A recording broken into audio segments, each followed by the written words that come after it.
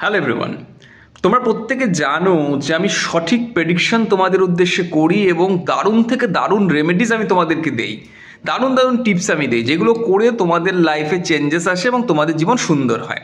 তো এবার আমার কথা হচ্ছে যে এপ্রিল মাস থেকে 5টা রাশির ভালো সময় আসছে, 5টা রাশি, জাস্ট 5টা রাশির ভালো সময় আসছে। তো এবার কথা হচ্ছে কোন কোন সেই রাশি বলবো। তার আগে যারা এখনো অবধি আমার প্রোফাইল ফলো রাখোনি বা যারা এখনো অবধি আমার প্রোফাইলে নতুন আছো, ফলো করোনি, তারা অবশ্যই প্রোফাইল ফলো রাখো।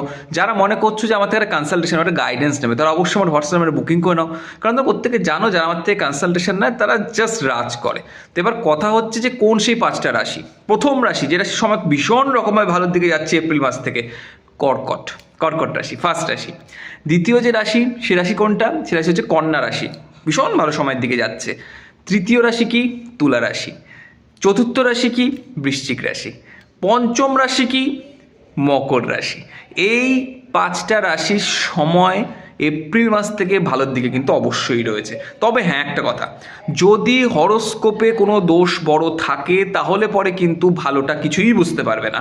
এই কারণে যেন প্রত্যেককে বলি নিজের হরোস্কোপটা অন্তত একবার হলেও বিচার করিয়ে নেবে, তাহলে পরে কী হবে, শুভ সময়ে ভালো লাভটা তোমরা কিন্তু পাবে।